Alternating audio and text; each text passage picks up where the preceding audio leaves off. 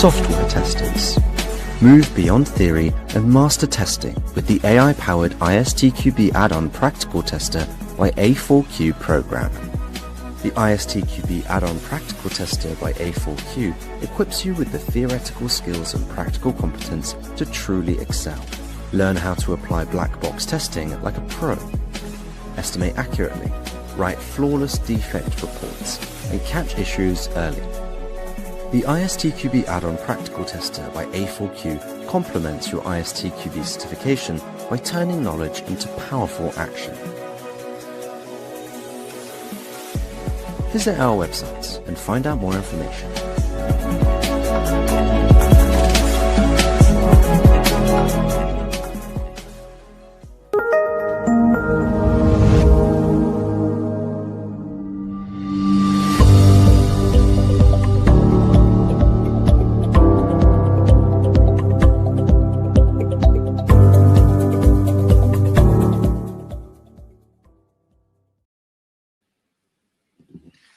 Hello and welcome to this next session of the A4Q Testing Summit 2026. Today we are welcoming Olivier Denoo. Welcome, Olivier. Great to have you here. How are you? Hello, everyone. Yes, you are a very famous person in the testing industry. You're former president of the ISTQB. You are now vice president. You're the president of the, could I say, the French testing board, because the French name is not so easy.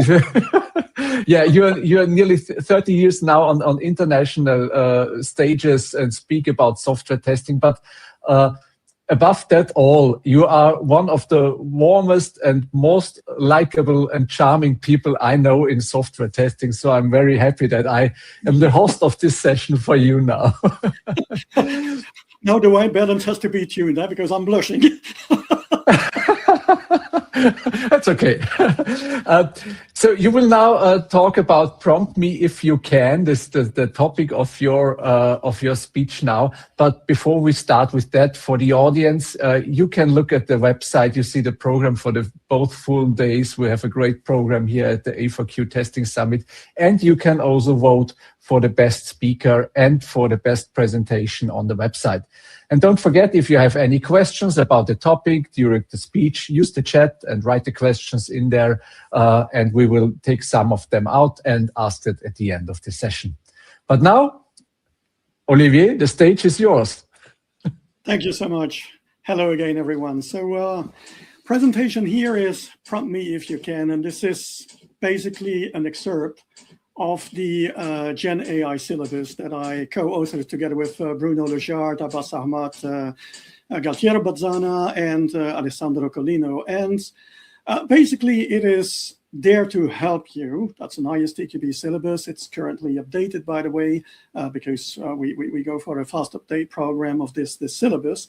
And it is there to help you basically using the AI as an everyday tool within your testing business or test management or whatever you do in software quality. And basically, when most of the people are talking about AI, besides the big hype and also the big fear, losing my job and so on and so forth, when people need to use AI, they're just facing a big problem. You have that window of an LLM, because this is probably the first kind of AI that you would be using, and well, you need to interact with it. And okay, how do I start? What is exactly that I'm supposed to be doing with it? And it's a little bit like eating an elephant. When you see an elephant and you say, okay, we are going to eat an elephant.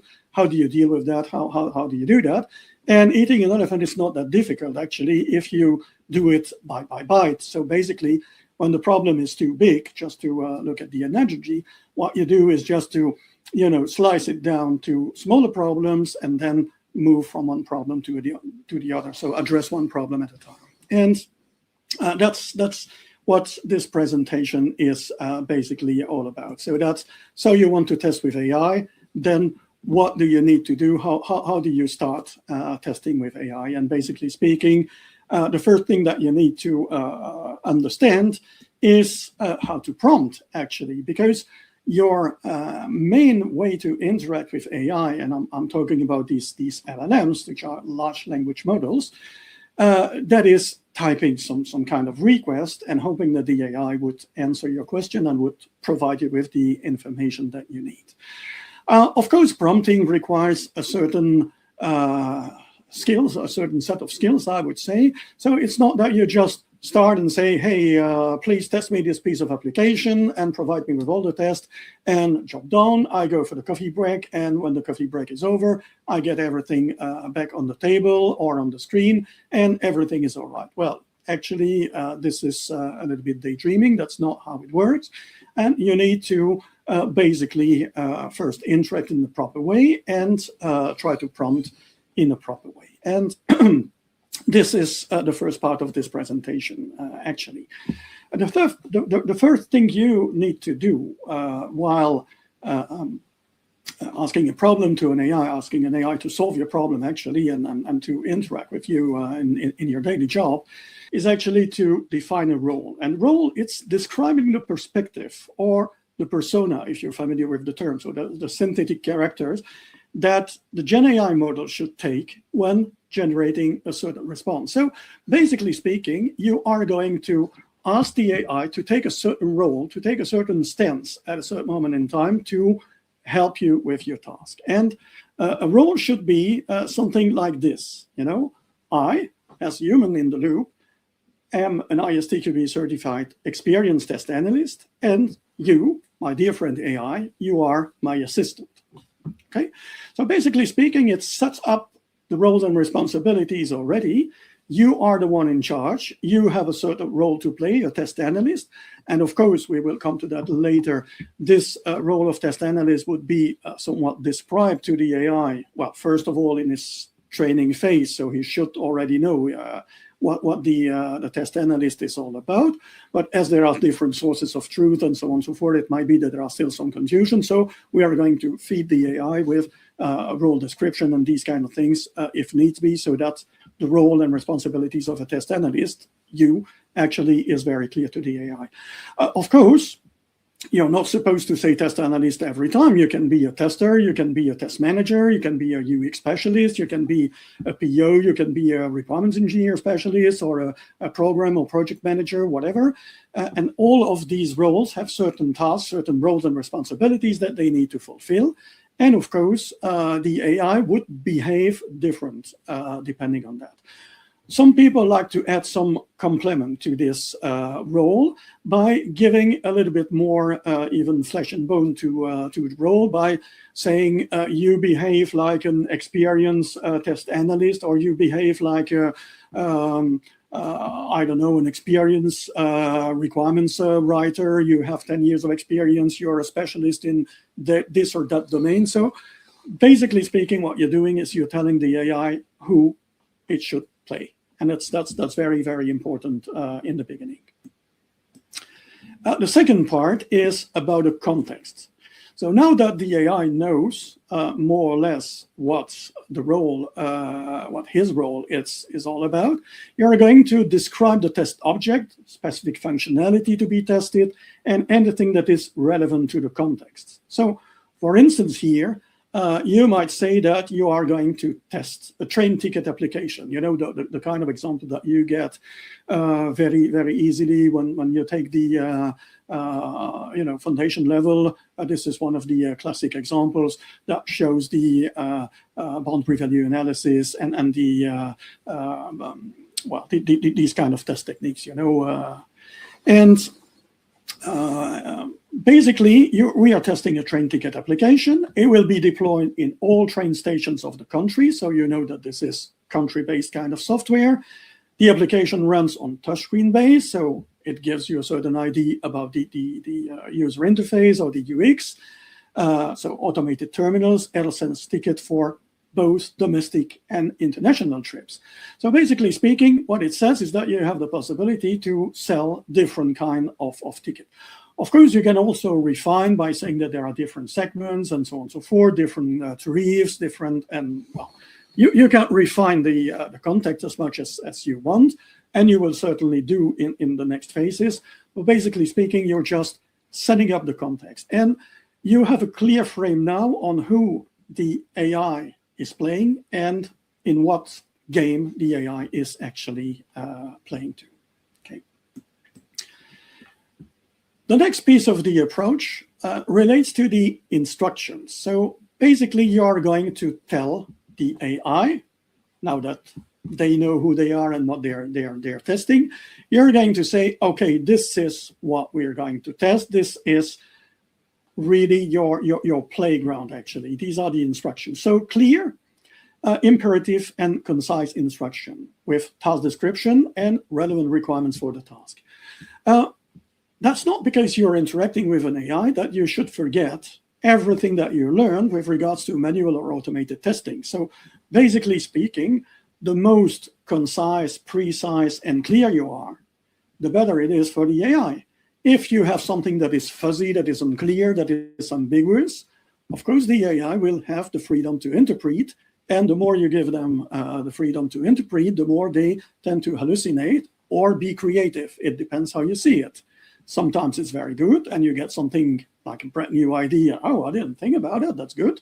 Or you get something that is completely, off track, and then you need to discard or refine, basically speaking. So, based upon the following requirements, generate all relevant test cases. You will apply appropriate test techniques, for instance, boundary value analysis and equivalence partitioning, which are very key to this train application. You have old people, they get a discount. You have very young people or babies, they have a discount. You have peak hours, off-peak hours, and so on and so forth. So you have all the tariff segmentation, all the tariff pricing that is there, that makes the stuff a little bit more complex to test. So that's basically what you want to do here. And you apply these techniques whenever required, and you indicate the expected results, because what you want to get is a test. And you have no test if you don't have an expected result up front. So it needs to generate expected results. Okay.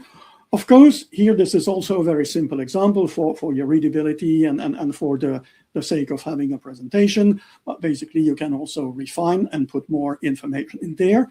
That just makes your prompt a little bit longer, but sometimes it's absolutely worth it.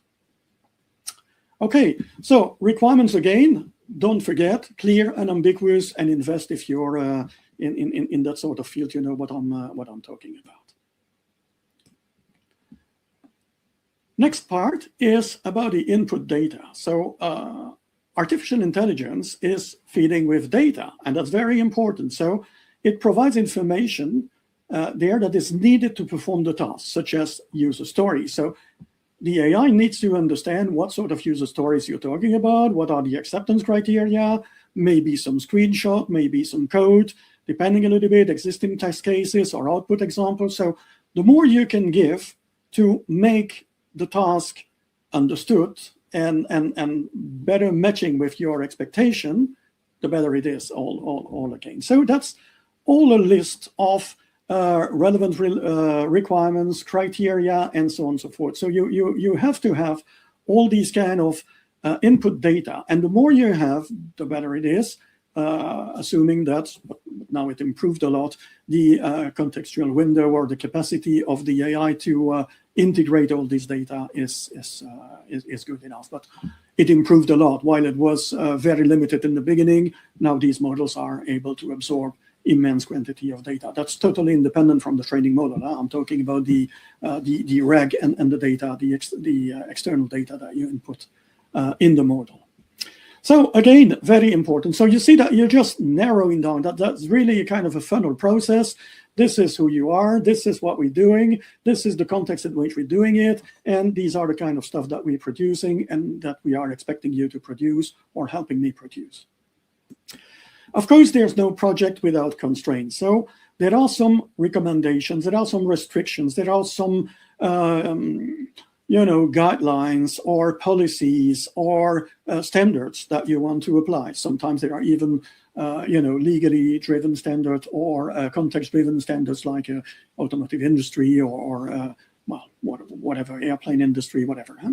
So these are the special considerations that the LLM should adhere to. So that's where, of course, the LLM should match with your expectation and match with the kind of standards or policies that you're applying. So For instance, ensure that all given requirements are at least covered by one test case. So there's no possibility for you to have requirements that are not covered.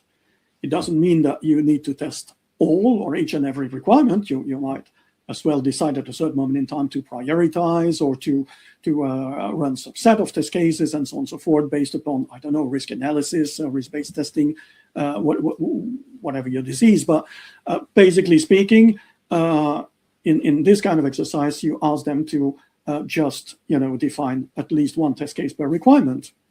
And very important, do not invent or modify requirements or test techniques, because that's the trend in some AI today. They just invent some requirements or modify some requirements out of the blue because they think it's fine, or because they have an input somewhere that just tells, okay, this is how it works there. And well, actually, it doesn't match with what you're doing, or it doesn't match at all. For instance, I had an example recently where I was using that very simple example, just testing some AI's response with students in the university. And some of them received a requirement like, make sure that no ticket is printed with a negative value, negative pricing. Well, basically speaking, I don't even understand how a negative pricing could be figuring on a ticket. Because basically, if you have a discount, this is mostly expressed by percentage, and you always have a facial value, a first value that is definitely not negative or zero. It might be zero for very young kids or people who have a special kind of discount and they don't pay to take the train. But having a negative input, it will not work. I know that any train company in the world would pay you to take the train. It's not realistic, but it happened. And I had even stranger kind of requirements here and there where they just completely invented references, completely invented, techniques or whatever. For instance, at a certain moment in time, I invented a brand new technique, I don't know, subatomic testing or something like that, which does not exist per se. And I was describing this technique and all details and so on and so forth, and how I should use it, where I should use it, and so on and so forth. So make sure that it does not hallucinate too much. And well, because I'm vice president of the ISTQB and past president, of course, I use ISTQB standards as a reference for standards and good practices. And I would love to have negative and positive testing because, well, I know that developers often test positive testing or use positive testing, so they just check that it works. But basically speaking, they don't, shake the tree and see if nothing falls down. So that's also something that you should think about at a certain moment in time. And last but not least, the output format. So that is explaining the LLM what sort of output you expect, because it can be absolutely, free field, free format. Now, this is not what you want. You want something that is formatted in a certain way with certain structure, maybe something that you can import or proceed in a certain way within your process or whatever. So these are the characteristics of the response that you are expecting and that you need to define as well. There are even special cheat sheets that you can find over the web for some LLMs, so where you put these kind of expected output in a certain format so that it's always recognized by the LLM. So here, for instance, test cases are numbered according to the corresponding requirements so that you ensure a certain traceability. If you have a test case, the naming refers to the requirements it's linked to, so you know that this test case refers to that requirement, and then you have this traceability. So if this test case finds an error, a bug, call it the way you want, then of course you will have the traceability back to the requirements, and the impact, the risk, all you need to know. So to ensure traceability, to ensure a certain coverage, so at least one test case per requirement, and for the reporting purposes as well. I would love to have them in a table with the following columns, so ID, name, description, expected results, and so on and so forth. So this is the way, when you put all these parts together, this is what is called basically a structured prompting. So again, quick recap. You have a role, you have a context, you have some instructions that are given, you have some data, constraints, and output format. So basically, with these kind of information, the way that the prompt is written, and you see that if you just respect all these steps, you have pretty long prompt, actually, loads of characters. So this is also kind of expensive because it generates a lot of token, or it consumes a lot of token.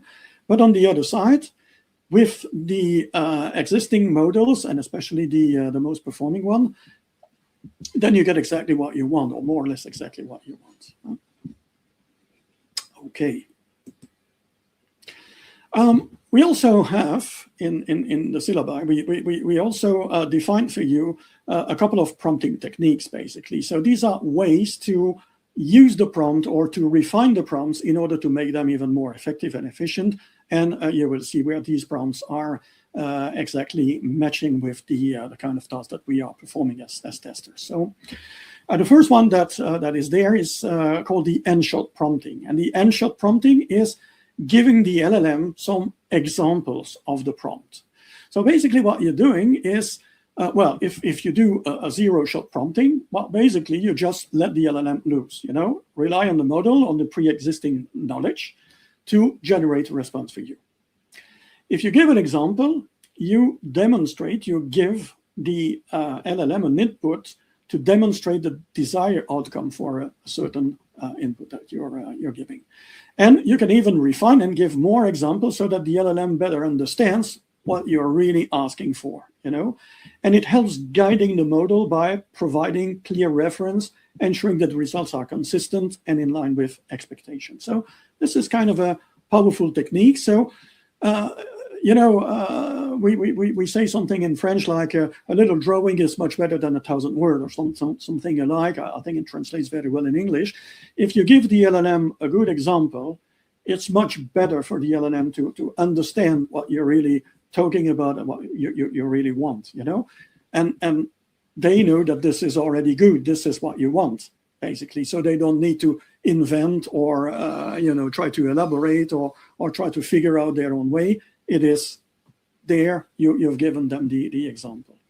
So it's kind of useful technique, actually. Another one that is now more commonly used is called meta prompting. And meta prompting is helping the AI speak with itself, or even speak with a different AI, actually. Not let loose. So basically speaking, you are going to ask the AI to refine a prompt or generate the prompt based upon your explanation, and you are going to reuse that again so that you get the result that you want. It's kind of a powerful technique, and it can go on the same LLM or even a different one. So you can do some sort of prompt crafting on, let's say, Grok, and then you feed OpenAI ChatGPT with it, for instance. So that's using or leveraging the AI ability to generate or refine its own prompt. So it helps a lot. Of course, if you use the same and you use the same contextual window, so the same session, to put it simple, it helps as well. But you can definitely use these kind of refined prompts on other AIs as well, and it helps as well. So that's optimizing the prompt quality by taking advantage of the LLM's knowledge about optimized prompts. So they receive thousands and thousands, if not millions, of prompts every day. And well, basically speaking, they know what works well, what works a little bit less well, and they can help you refining your own questions, basically. This is also kind of conversation that you can have. So please, this is the kind of prompt that I'm giving you. Please help me optimizing it, and feel free to ask questions. And then, of course, or criticize the prompt. Can you criticize the prompt and give me some kind of improvement possibilities? And then the AI comes, analyze your prompt, and give you some improvement, or say, well, this part is a little bit unclear, or what do you exactly mean by that, and so on and so forth. So there are possibilities to play a little bit with the AI in order to get much better prompts in the end of the day. So that's a new way to collaborate with them, and that's definitely what is a serious trend today in prompt engineering, as well with pair programming and pair testing for sure. Okay, so prompt chaining is another prompting technique that is very, very interesting to use, especially when you have a complex problem, actually. What sort of complex problem can you have when you're dealing with testing?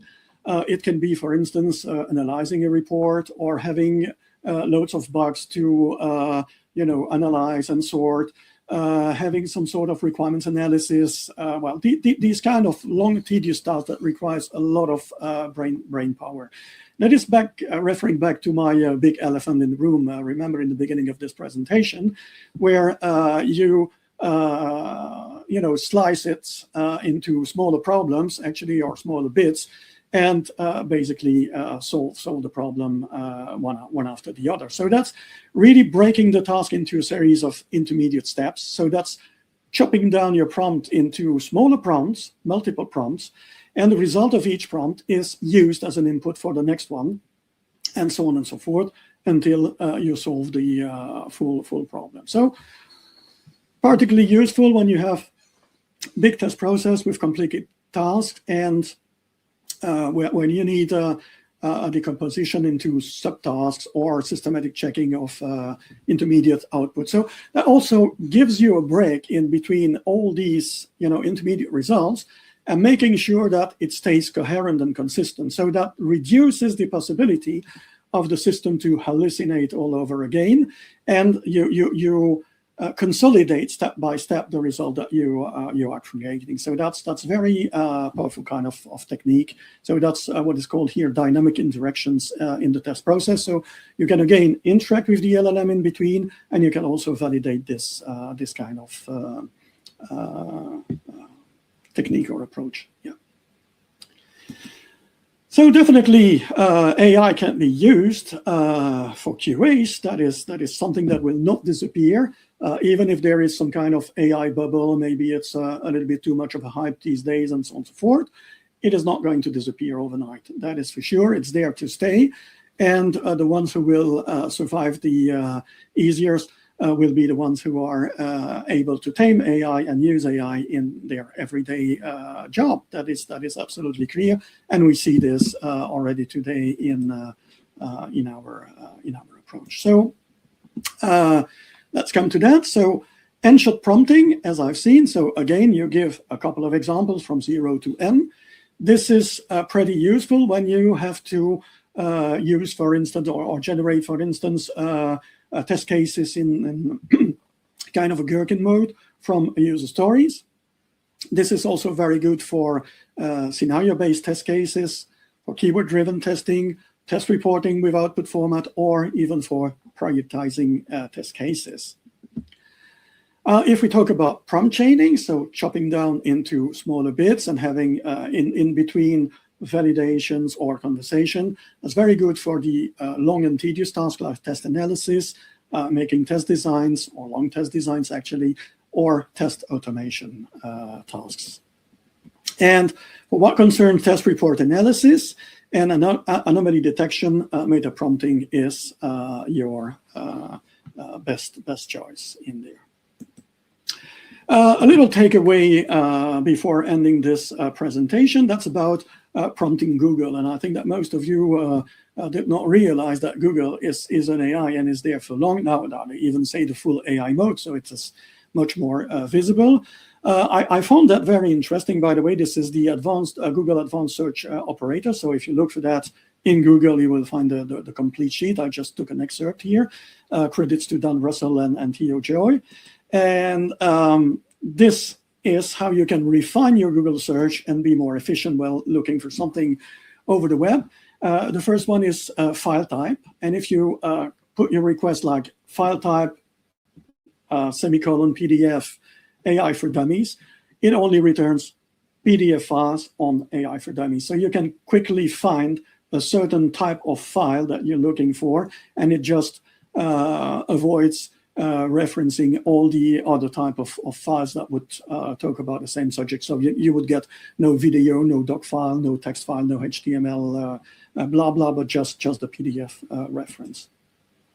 Another one that is interesting is site. So you just limit your research to a certain site, and those pages actually kind of also interesting. So you limit the search. That one is also very useful, especially if you don't remember the full text, let's say, of a reference or a quote. So for instance, you have this joke, assume makes an something from you and me? Well, the real answer is S, sorry for the term. And if you don't remember the bad word, you just put an asterisk there, and it will retrieve the word for you. That's pretty handy when you have some kind of half-baked kind of references. The minus sign is there to avoid some unwanted kind of references. So for instance, if you're talking about scenario, but you don't want to have gherkin type scenarios, and you don't want to have crappy scenarios, well, here is a joke, of course. Well, you make minus gherkin, minus crap, and you will only get what you want.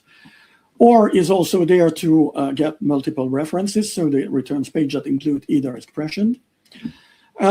That one is also interesting if you have some kind of historical reference in mind. So that before a semicolon or after semicolon and a date or a year actually gives you the references in between, or before or after that date actually, which is kind of interesting if you're looking for something that is pretty old, or something that is that has been issued in a particular year, but you don't want to be completely overwhelmed by 20,000 references that are not the one that you look for that period of time. Around N, that is also to get some sort of proximity. So if you have AI and around hallucination, there should be a double quote here as that, I suppose.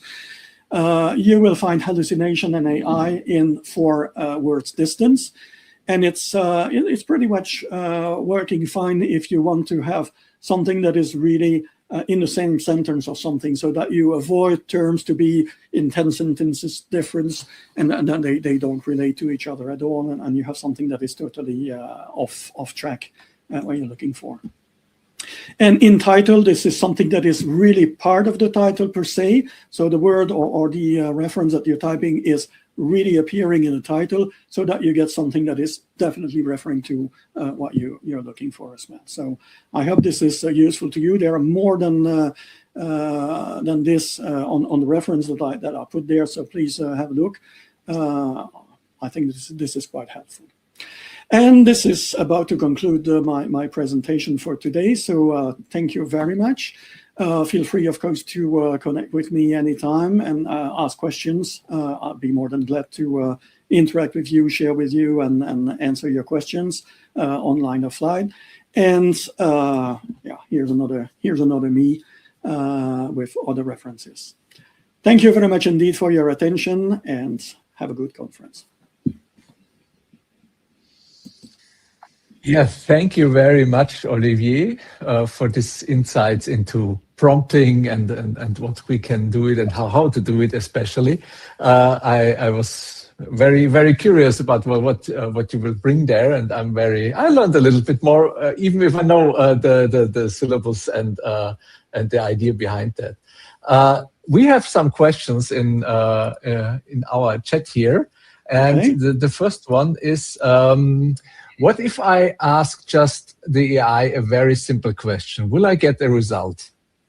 Okay, that's an interesting one, and it goes exactly the opposite direction as the one that I was advocating here, which is not bad at all per se, actually. Well, you will get a result. The AI is made not to love you, not to be accurate or whatever. It is made to give you an answer.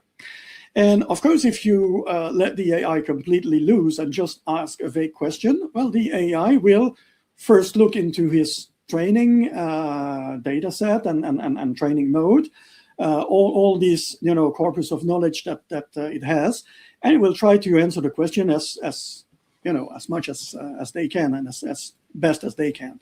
So you will get something. Whether that something would match with your expectation and would fit your need is another question and another ball game. If you don't know exactly what you want and you want to have creative ideas, that's probably the best way to do it. You just have a concept, but you don't know exactly how to express it. Let's say that you want to create an image. You have a concept in mind, but you don't know exactly what sort of image, what sort of atmosphere or light or conditions or whatever. You can just put this into the AI, and the AI will give you something. Good or bad, all depends, but you might be surprised, and it's creative. So then you have the possibility to react and do the other kind of techniques, interacting and say, okay, I like the idea, but this character doesn't match, doesn't fit in the picture, and I would like to have a more foggy environment or something like that. And then you refine the concept and you come to what you want. If it comes to test design, you can have something that is very vague, but remember, this is very vague, and you don't necessarily get everything you like and everything you need. Yeah, thank you for this explanation. We have another question here.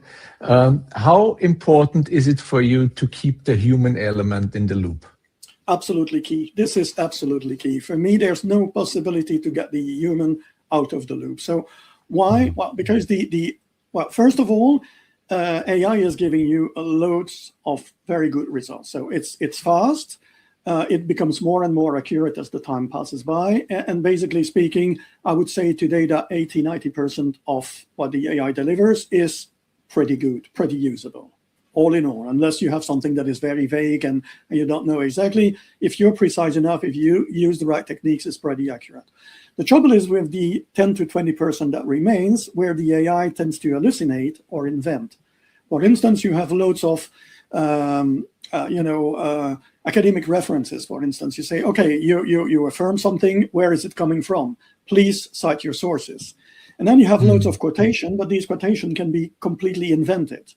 But they can still look pretty accurate because the authors are known, because they talk about a subject, but basically the book that they refer to does not exist, or the chapter does not exist, or the page is not the right one, or the combination of authors, they collaborated with each other, but they are not definitely collaborating on this one, and so on and so forth. And then you have loads of quotations that can go completely wrong. And if you just don't cross-validate, you don't do your fact-checking, but basically speaking, you contribute to re-feed the AI with fake references. And at a certain moment in time, this kind of, I would call it incestuous feeding or self-feeding, would come to more and more hallucination, because you're drifting from, the source of truth, and you're just coming with the AI interpretation of the sort of truth. So human is absolutely key to, first of all, understand the business that is behind, detect all kind of hallucination or drifts from the AI, and get the expertise at work. So that's absolutely key to me. So thank you very much. I think this is a very important point that we have to frame in testing and all the usage of AI. That's still important to have a human to take care of the stuff. Sure. Yeah, Olivier, thank you very much that you were part here of this conference and that you shared your knowledge here. And you already mentioned when somebody has a question afterwards, he or she can just contact you. And for the audience, I wish you a good rest of the conference. Enjoy the rest, and don't forget to vote for the best speaker and best presentation on the website. And now, enjoy the rest of the conference.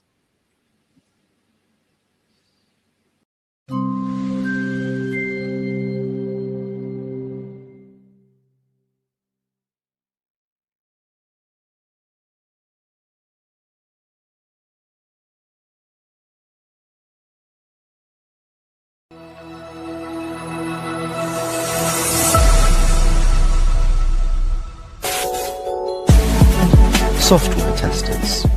Move beyond theory and master testing with the AI-powered ISTQB add-on practical tester by A4Q program. The ISTQB add-on practical tester by A4Q equips you with the theoretical skills and practical competence to truly excel.